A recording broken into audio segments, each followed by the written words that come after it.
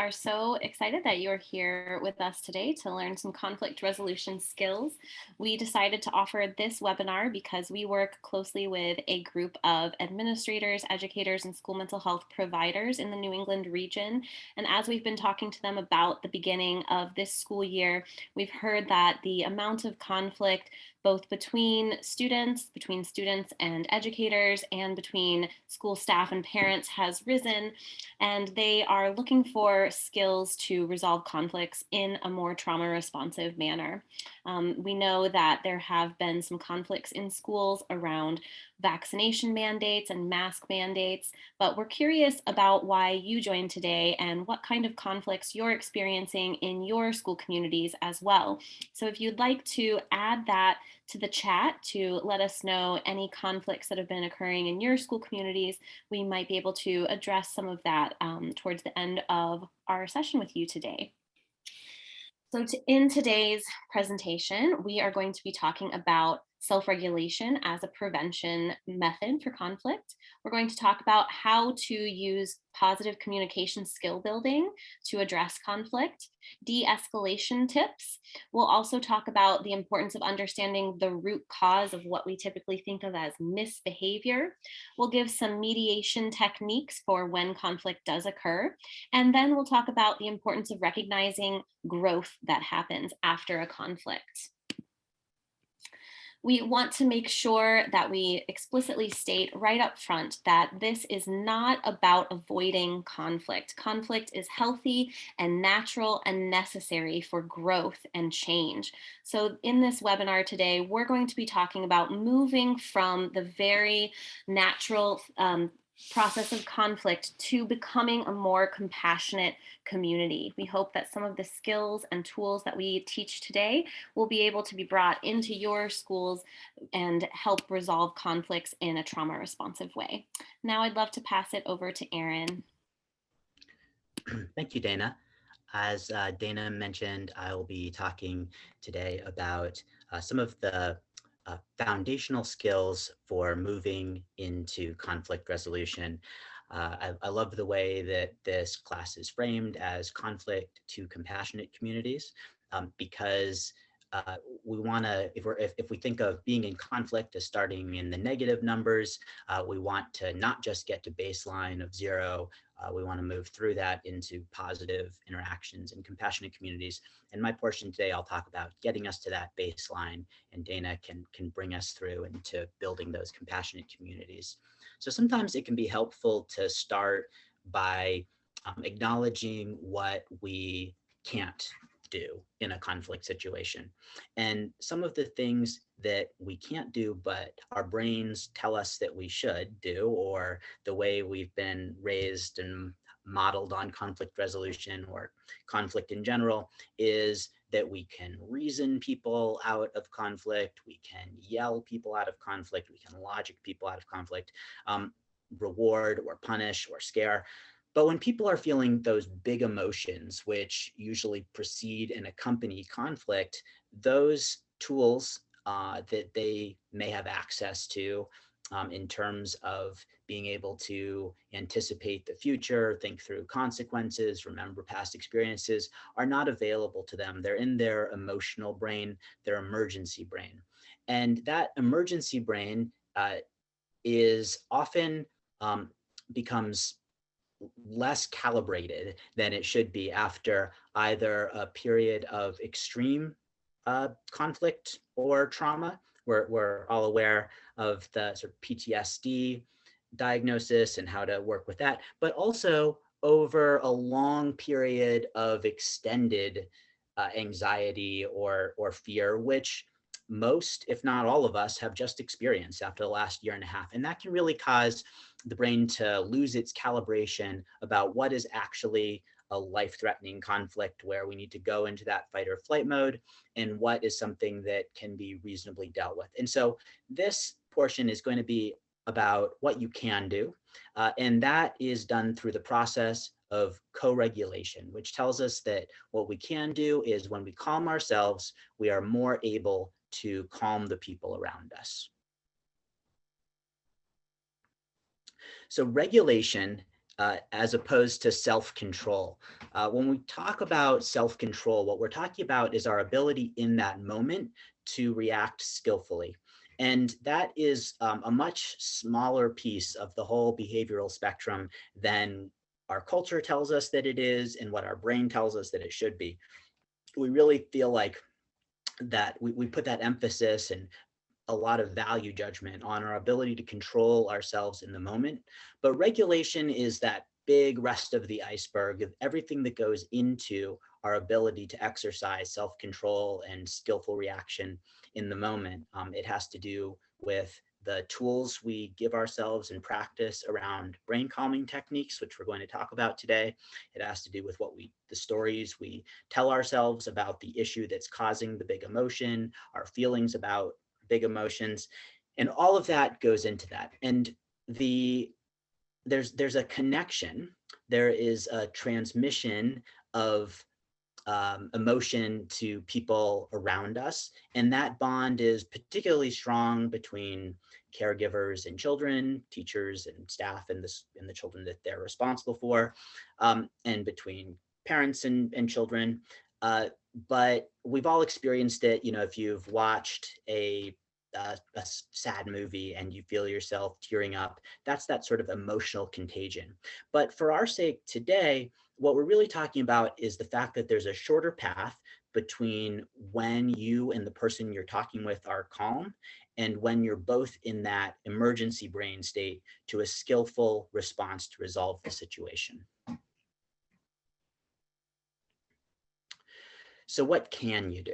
We've talked now about what you can't do, which is use all of the fantastic tools that you've spent years developing to reason with people, and just, if you could just say the right thing, you'd shift their perspective. That's what our brain tells us should be the case, but our experience tells us that that's not true. So what can we do?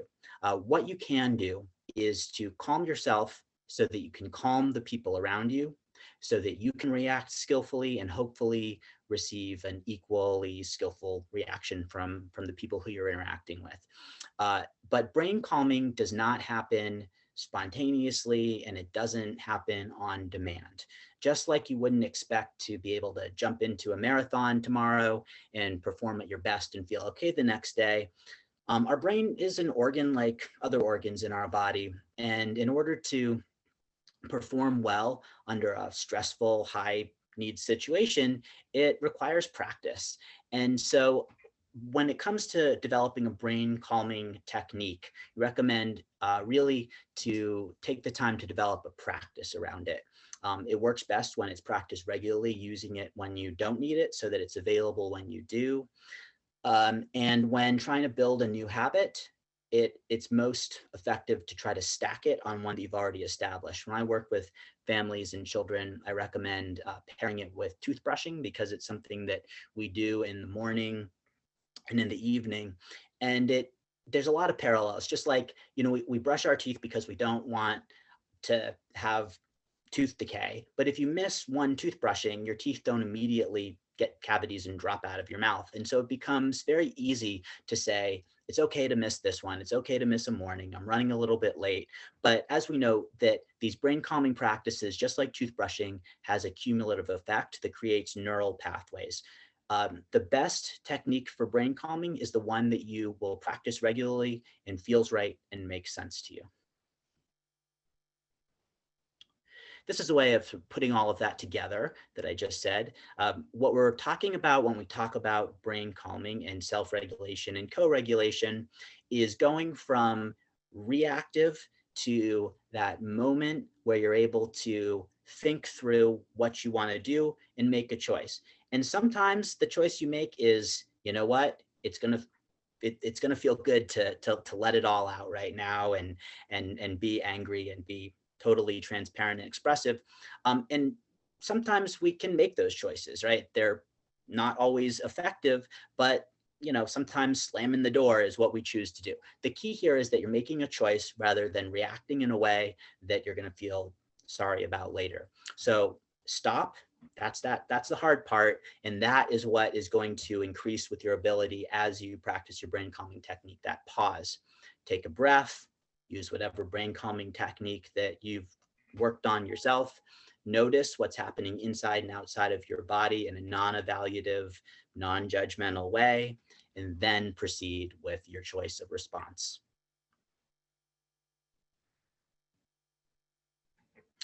So I'm going to go through quickly 4 ways, sort of categories that calm the brain. Why 4? Why not 1? How come you're not sharing the one that's going to make me a calm, zen, peaceful, conflict resolution administrator who levitates an inch off the floor and everybody who comes into contact with gets calm? Because there is no perfect one.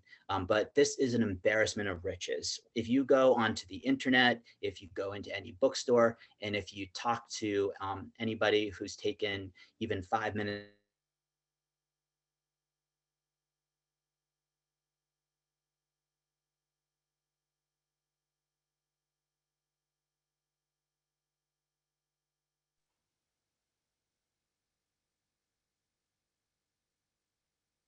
It looks like we're having some technical difficulties with Aaron. So if you can hold for just a moment, we'll get him back.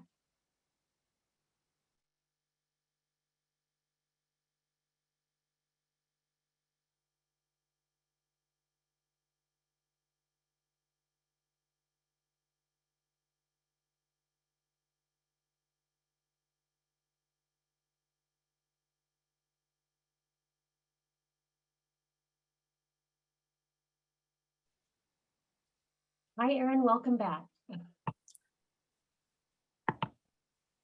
Oh, can you hear me? Yeah. Oh my goodness, I am so sorry. But I'm going to stay calm and pass it on to you. So there are many different brain calming techniques. And as I said, the one that is perfect is the one that works best for you and you're willing to practice. Here are a few different categories. The first one is one of my favorites. And the reason for this is because as we go through these, some are a little more unwieldy than others. And when you find yourself in a moment of conflict, laying down on the floor and doing a guided meditation may startle the person who you're arguing with enough to disrupt the cycle, but it's a little bit unwieldy. This one is perfect. So it starts with 2 closed hands, and each in-breath and out-breath, you open 1 finger. It can take anywhere from 30 seconds to 90 seconds to do this. If it doesn't work the first time, you can do it again. And it's great because you can stick those fingers in your pocket. You can put them under your desk. You can put them behind your back and do it pretty much anywhere that you are. The other thing that I love about this is you start with hands in that closed emergency fight or flight position and you end open hands. The next is for people who maybe find themselves always going into their head and thoughts as they try to sit down and do some sort of a brain calming technique.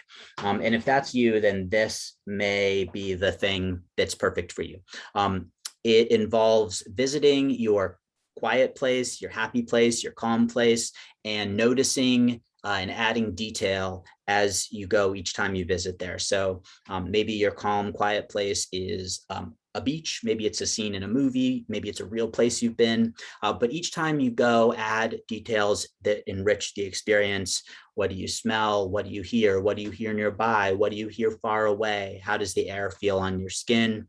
And as you visit and add detail, it will become a more calming, better place that works more effectively each time you use this technique. The third is an empathy practice. And the reason this is in there, this one's the one that's a bit different than the other 2, is because often, for me at least, I'll speak for myself, when I sit down to do a brain calming technique, to have a moment of mindfulness, especially if it's around something that I need to calm myself in order to go into a conflict for, the first thing that starts coming into my head is all of the resentments. This is what I should have said. This is what they did. And those resentments really can get in the way. They will get in the way, guaranteed, of being able to calm yourself and being able to resolve the conflict effectively. So for this empathy practice, what you do is you say to yourself, it must not be easy, and then you fill in the blank.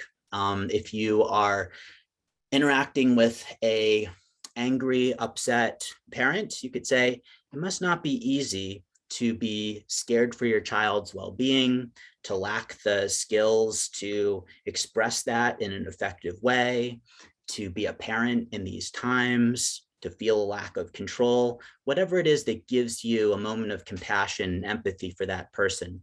And it's important to say that this is not about excusing abusive behavior. This is about getting yourself out of the way so that you can effectively address the conflict. And the fourth is body awareness. If you're somebody who is really into running, yoga, always really living in your body deeply, this can be a good one for you. And it involves just noticing each muscle group in your body, tensing it up and releasing it. And this is a great one too, because the first few times you do it, it may be very basic, feet, calves, thighs, chest, neck, face. But each time you do this, you'll start to notice more and more little muscle groups and spots in your body where you're holding tension. And so this is another one that the cumulative aspect, the cumulative benefits will really be seen. And you can say on this one slide, Dana, but I also just wanted to say that it's good to remember that the results of a brain calming practice are not seen in the practice. They're seen in your daily life and interactions. And so the goal here, of course, is not to be a better meditator, a better, a calmer person while you're practicing this. It's to bring that into your everyday life interactions. Go ahead. Thank you. All right. So what do you do with all that calm now that you've got? You've calmed yourself. How do we pass that on to the other people? How do we express that to our partner in conflict? One of the most important things, and sometimes the only thing that needs to happen to reduce conflict, to get us to that zero place where then we can start building something, go into positive integers, is for the person who you're speaking to feel heard, to feel seen and heard. And reflective listening is a great way to do that.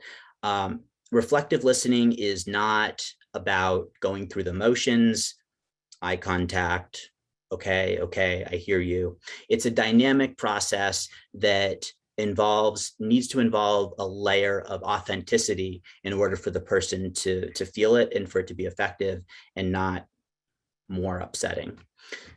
There's three different steps here that we'll go through: paraphrasing, inquiry, and acknowledgement.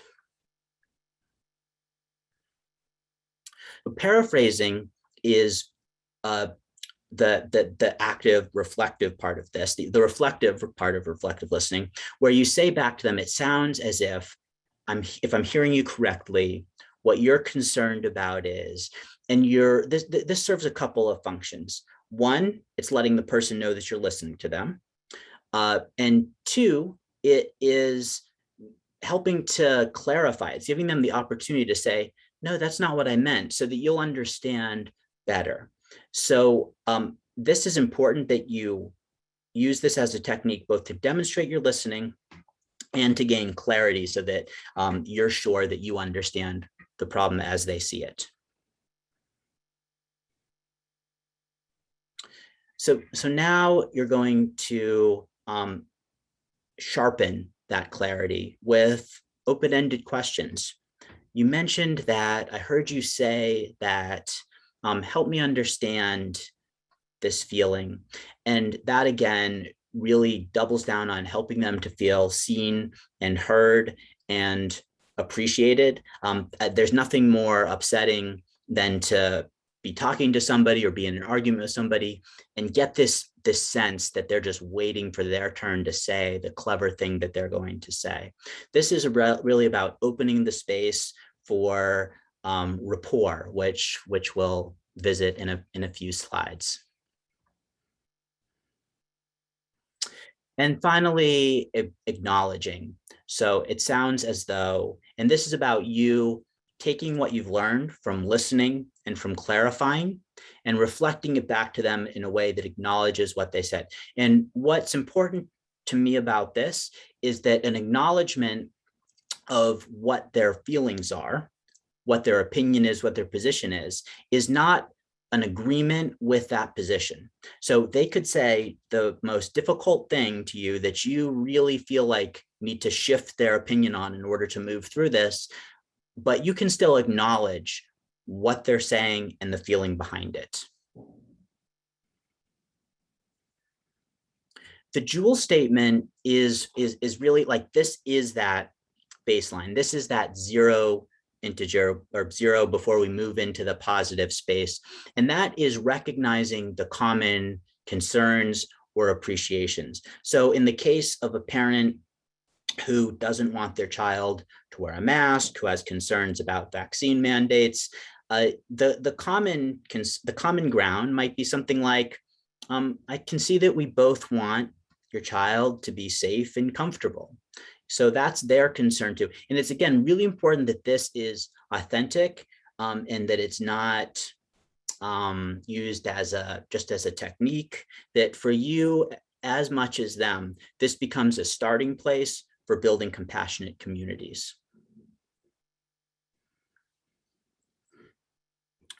So this is another piece of that de-escalation, the co-regulation that comes from your own calm brain. Asking open-ended questions. These are kind of our pro tips here. As we mentioned, that's the inquiry piece. Taking pauses is powerful. Not rushing in to fill the space as you ask them a question, or if there's a moment. Those pauses are where the moments of shift happens that allows you each to make a different choice than what your emergency brain is telling you what to do or say. Using brief statements to let the person know that you're listening and to keep them talking. Again, acknowledgements of what they're saying is not agreement with the content of what they're saying. And sometimes, if it feels authentic, repeating the last word or phrase of what they said in a technique called mirroring that shows that you're listening and engaged. Paraphrasing, repeating back to them in your own words. This is where you're clarifying, making sure that you understand them and letting them know that you hear them. This is not a chance to reframe and shift the conversation in the direction you're hoping it goes. This is really making sure that you're understanding it as they see it. Emotional labeling, giving their feelings a name. That's the empathy piece. It shows that you understand them. And this is an opportunity where if you use an emotional word that they weren't thinking of, it's a chance for them to maybe broaden their emotional palette in that moment. Sometimes feeling embarrassed feels like being angry, etc. Be aware of the body language and nonverbal communication. Even if our brains aren't noticing it, they're still picking it up. The way, is your body in an open or closed position? Are your feet pointing toward the person or at an escape route towards the door? And be authentic. As somebody, Ingrid brought up when we were looking at this, when we use academic or catchphrases that we've heard for conflict resolution, if the person's heard them before, it can sound condescending. And I don't know about you, but sometimes when I've been in arguments with my spouse, if she's super calm or I'm super calm, it can make the other person, somehow even more upset if they feel like they're being sort of condescended to. All right, thank you. Thank you so much, Erin. So now I'm going to talk a little bit about some collaborative problem solving that we can do with young people or with parents to address and reduce conflict. And some of what I'm going to talk about comes from Dr. Ross Green, who does collaborative and proactive solutions. I highly recommend looking up some of his work if you want to learn more about this method. So first, it's important as adults, when we think of young people in our classrooms, in our organizations, or that we're caring for, when they do things that disrupt the environment or that we think of as a misbehavior, to look beyond that reaction, that automatic reaction that we have, that they just want attention or they are just trying to cause a scene, and try to find what that root cause is. And often those attention seeking students or children actually are just looking for a connection with another adult or with a peer. Sometimes that disruptive behavior might be an expression of an unmet need. And often it can show us that the expectations that we have as adults don't match the child's skill set or tools. So they literally can't meet our expectations because they aren't sure how.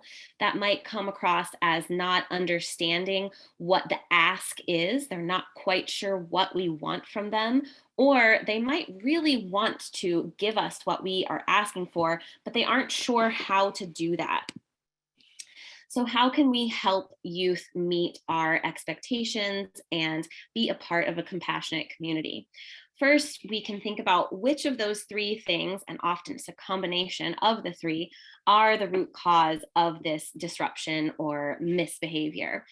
If it is a need for connection, then we might be that adult who can give support to that student. However, we might not be that adult. I remember when I was a second grade teacher, I had a student who was experiencing an immense amount of trauma at home, and he really wanted some male guidance. And while I wanted to be the caring adult who could provide that safety and support, it just wasn't what he needed. He wanted a male role model. And as soon as I saw him connect with another teacher in the building who was male, I realized that this is who he needed to feel safe and secure. And I set up systems where he could earn time spent with that teacher. Sometimes we need to meet a need that that is not being met at home or at school or in their social lives. So first we have to identify that need. Often it's something that we as adults can provide tools or supports to meet the need. However, we also want to make sure that we're not creating a codependency with that student. So it's best if we can teach students how to meet their own needs, sometimes scaffolding that support that we might provide. And when it's a case of a mismatch between our expectations and the student's skills or the tools that they have, we can teach them how to use those skills and tools. Erin talked earlier about some of those brain calming techniques. Often those are skills that students need to be able to respond with compassion rather than react in their big emotions. And as I've been talking about all of these things in the context of young people, we know that many adults did not get social emotional learning to learn these skills as well. So while the delivery might look differently, sometimes when we're having conflict with the parents of our students or the family members and guardians of our students, we can use some of these same techniques, but our language might be a little bit different. Now, even if we try our hardest to think compassionately, use those brain calming techniques that Erin presented, we are not going to avoid every conflict, and we're not going to get through every conflict in our best self. There are times when we use a tone, we raise our voice, or we use choice words that fuel a conflict. And as much practice as we have where we're avoiding those choices and choosing to be compassionate with our body language and our communication, it still happens where, like Erin said, we slam a door, we yell, or we let a choice word come out of our mouth. That is okay. We need to first use self-compassion with ourselves, giving ourselves a break and recognizing that we are but human, and then apologize after the conflict occurs. Whenever a conflict does occur, we have to take a moment to validate and reconfirm the feelings of our conflict partner.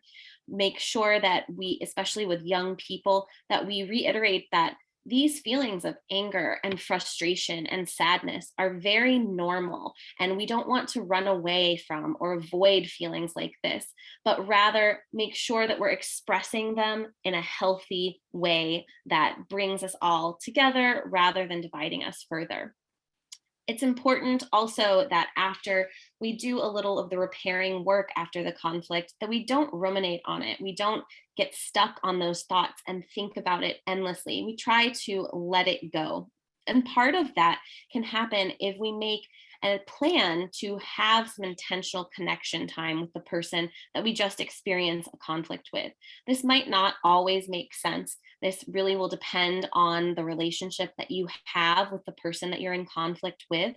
But for example, if it is an educator with a conflict with a student, there might be a need to spend 5 minutes at the end of the day doing something fun, doing something that relieves a little bit of that tension to repair the relationship and let each of you know that you can move forward and that a conflict does not mean that you have to change your relationship. So how can we use some of those really great problem solving skills to help young people understand how to solve their own conflicts between peers, between themselves and adults, or even between themselves and other family members?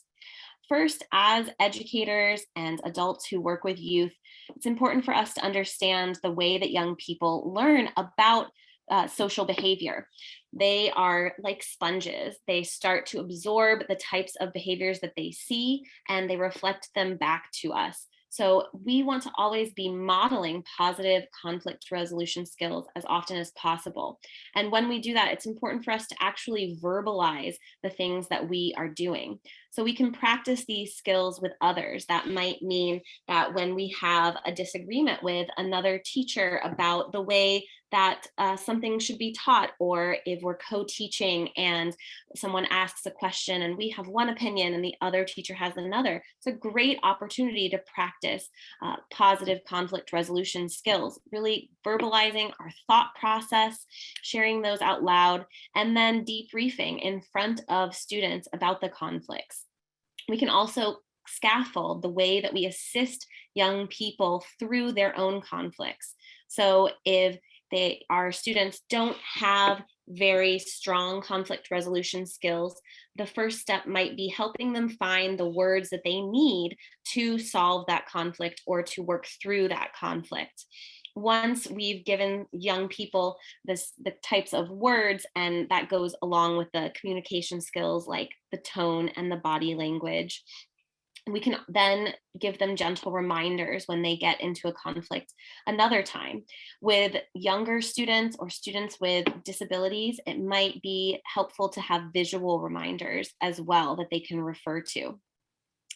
After we've given young people many chances to practice this conflict resolution, which might be instances that we create by giving them debates to do in front of the class. Once they've had that practice and we're seeing that they're able to begin to resolve their own conflicts on their own, they still might need a little bit of redirection and correction. And that's when those visual reminders can come in handy and we can point to those. It's really helpful to break things down into steps. And as Aaron has shared earlier, he shared the stop method that could be turned into a really wonderful visual, and some of those active and reflective listening skills. We can make many different visuals that we'll be able to redirect to.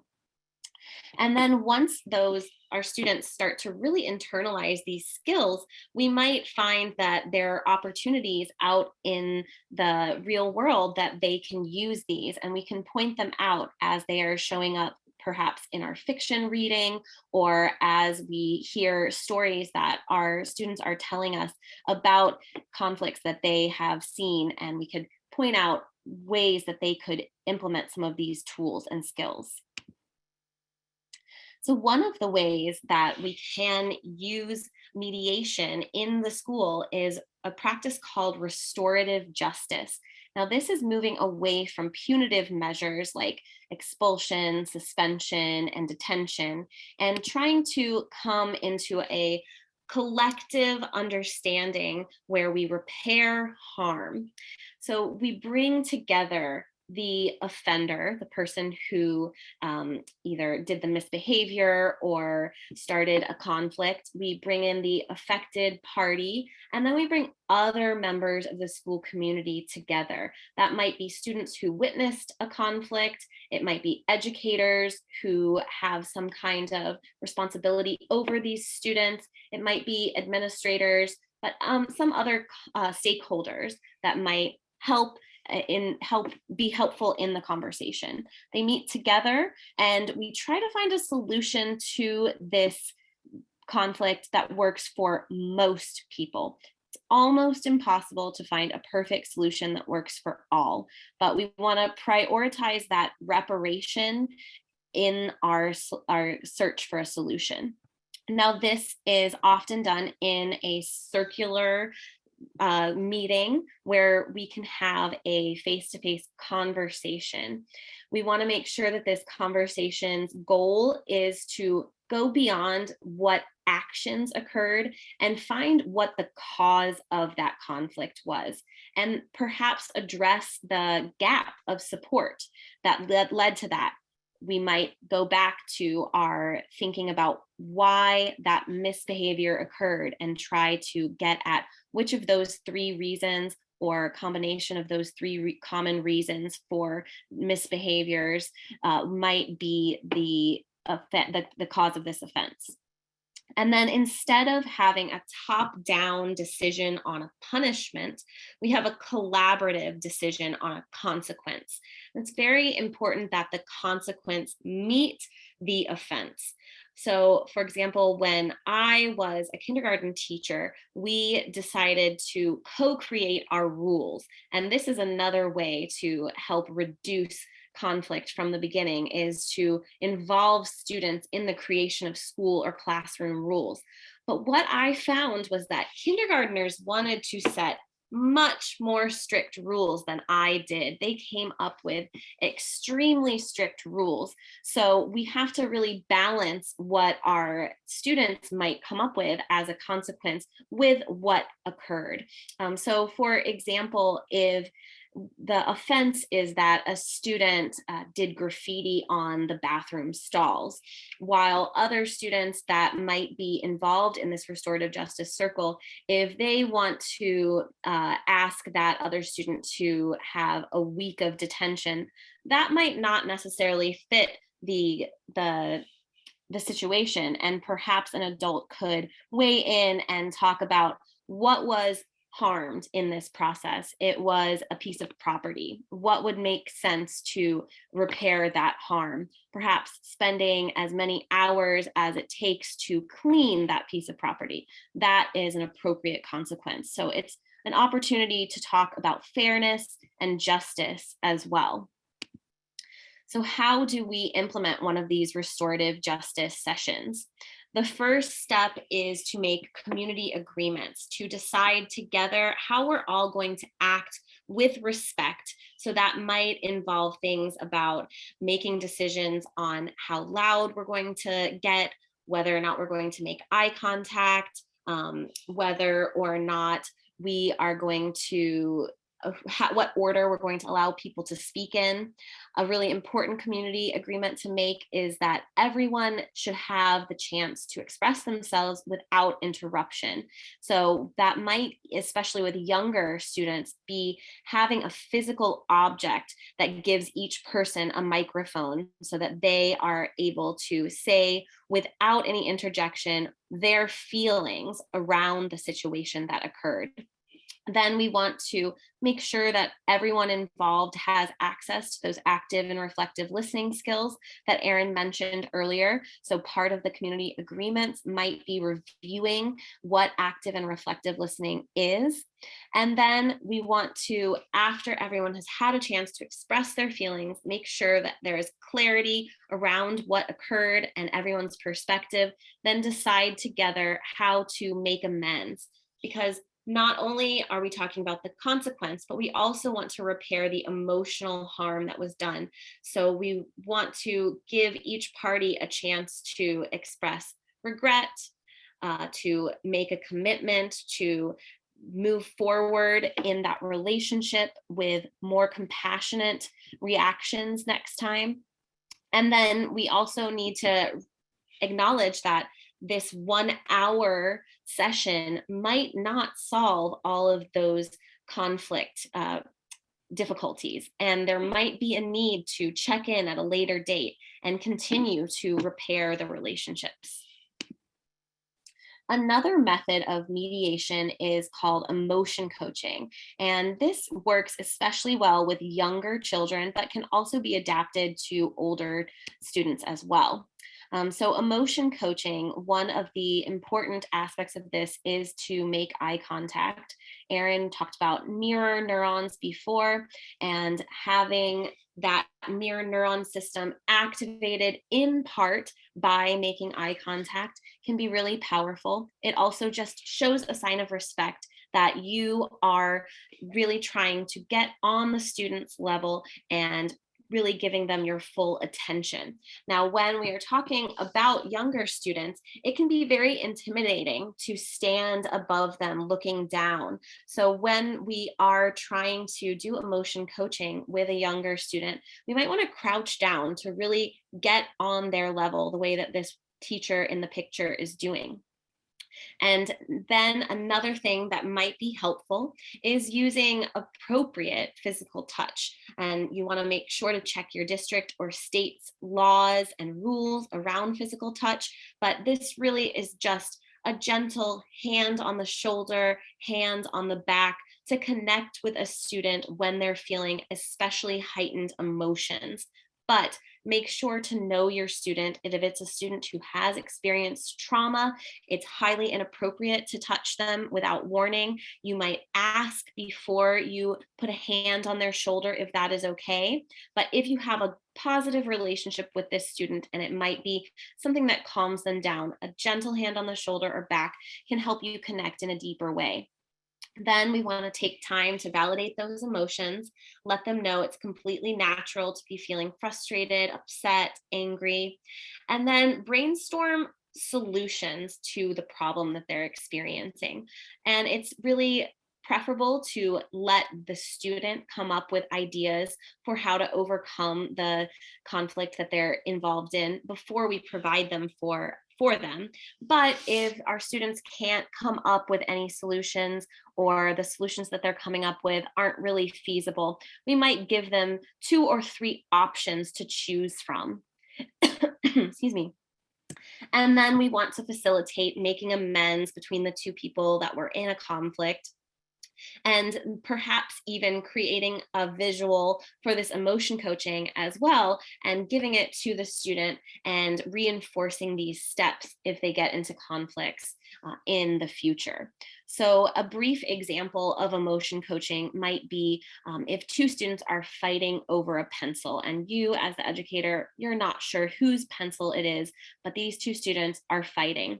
So we might come over and crouch down and make a little bit of eye contact, and perhaps putting our hands on either child's shoulders, and ask each child how they are feeling, and make sure that we validate, I understand why you're upset. You really believe that this is your pencil. I understand why you're frustrated. You have told your classmate why this is your pencil and they aren't in agreement. And then asking them, so what could we do? How could we solve this problem? Letting each student come up with a solution, perhaps if they aren't coming up with appropriate ones or don't have any ideas, saying, well, perhaps we could trade off time with this pencil today and see if either of us remembers by the end of the day whose pencil it is. But I have 2 new pencils, and if at the end of the day we just can't agree, I can give each of you these pencils and we'll donate this pencil to our classroom pencil jar. And then asking each one to take a moment to say that they are sorry about whatever steps they took that were inappropriate, like raising their voice or throwing a pencil.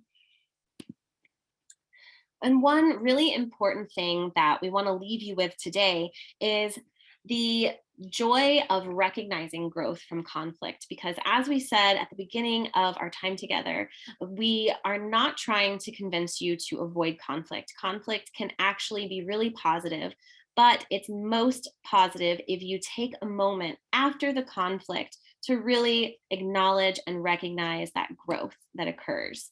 So here are some of the things that I'll go over that are positive after a conflict. We can learn some lessons. We can establish mutual respect. We can deepen trust and create connection. We can define boundaries, and we can achieve clarity. Now, I say can for all of these because these are not a given. It takes an extra step, an extra moment to really bring these into a reality, but they can occur. So the first thing that you can do is to name the lessons learned. So here are some sentence starters that we can use with students, with parents, with peers. You can say that, I'm so glad we talked about this because now I understand.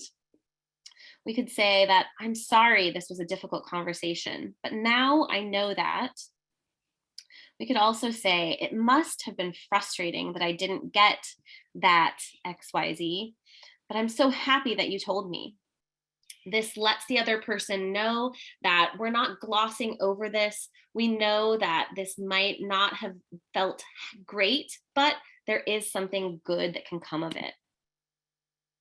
We can also take time to reestablish or establish new trust, respect, and connection. And we can do this by first taking the temperature of the relationship after the conflict. We can, if we have a really good relationship with the person, we can say something casual like, so are we good? If it's a new relationship, we can say something a little more formal, such as, would you like to revisit this at another time?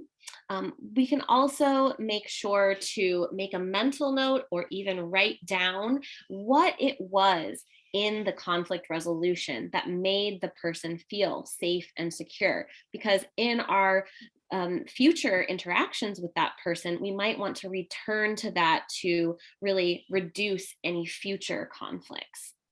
Then we can take the lessons that we learned into communicating with others, because when we really slow down and become intentional about reflecting on the conflicts that we experience, we're going to learn about our own responses to big emotions and conflicts, and also the ways that we can overcome conflicts with others.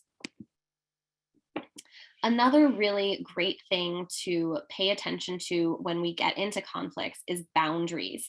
Many communications are the product of a miscommunication or a crossed boundary. So some of those communication skills that Erin taught at the top of the class can help reduce miscommunications. But understanding how to create and maintain boundaries can also help us reduce conflict. So first, it's important for us to recognize when a boundary has been crossed, and that might show up in our body. We might have a body reaction when a boundary is crossed. So helping to understand our own boundaries and helping to understand the boundaries of others, and recognizing a change in emotion, a change in tone, or a change in behavior when a boundary is crossed. When we do talk about boundaries with other people, we want to make sure that we're using first person emotion-centered language. So that might look like, if you're talking with a colleague, when you walk into my classroom unannounced, it makes me feel nervous. When we're talking with a colleague, a student, a family member, and we don't quite understand what their boundary is, we just have a feeling that we have crossed it, we can decide together what a boundary that we might want to respect is. And we could make an agreement on how to maintain the boundary. We might even need to decide on what an appropriate response is when a boundary is crossed. And this can be especially true with students who have a big emotional reaction to a boundary cross. We want to make sure that they have a safe way of expressing that their boundary has been crossed. So for example, instead of screaming at a peer when they touch them on the shoulder, we might need to say that, we have a phrase that we want to say, like, that makes me feel unsafe. Boundaries are fluid as well. We might make a boundary on Monday, and Friday, that boundary needs to be changed. So it's important for us to regularly check in on our boundaries and make changes to those as necessary. And for certain students, it might be really helpful to create some visual aids to maintain boundaries. And this can be especially true for boundary crossers. We have some students who don't have the social emotional skills to make sure that they're interacting with their peers appropriately. So they might need some visual aids to make sure that they are not crossing others' boundaries. So here are some examples of language for crossed boundaries. You can say, I don't like it when I can't choose the students I want to work with in my group because that makes me feel out of control. You could say, my body feels nervous when someone taps me on the shoulder unexpectedly. Or I feel overwhelmed when people are using loud voices with me. So we see that I started with person first language, and I used feeling words so that I could really convey why I have those boundaries. Another piece of growth that we can get from conflict, if we take the time to intentionally reflect on it, is that we get a new sense of clarity around a situation. I'm not sure about you, but there have been certain people in my life where I've had the same conflict repeatedly over and over again. And I just didn't understand why we kept getting into similar arguments. But once I had really calm conversations using that person first feeling language, I started to get a greater sense of clarity. And so when you start to have a better understanding of a conflict, it's important that we do focus on the details.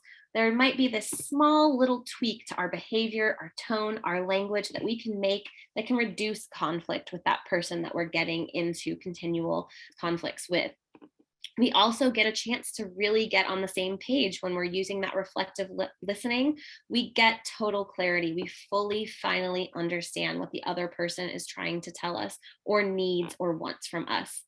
But it's always important to continue to check in, make sure that you're still clear on what the other person needs and how you can resolve that conflict together.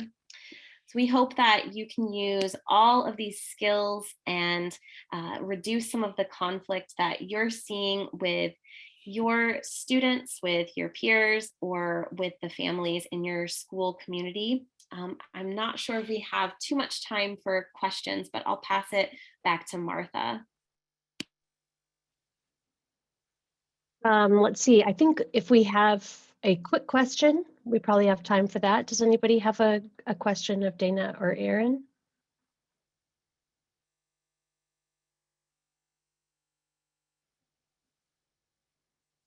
Okay, in that case, we hope that you will make plans to participate in some of our upcoming online activities, which are part of the New England MHTTC and the Childhood Trauma Learning Collaborative, including 2 of the events that are coming up that are on your screen right now, including our Cultivating Compassionate School Communities Community of Practice, which will begin on Thursday at 10.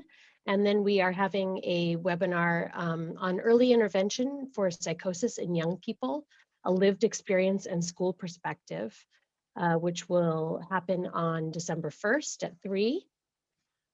We also have our schools and prevention professionals working together to create trauma responsive environments webinar on Thursday, December 9th, and our Heart webinar series and community of practice that will begin on January 6th. So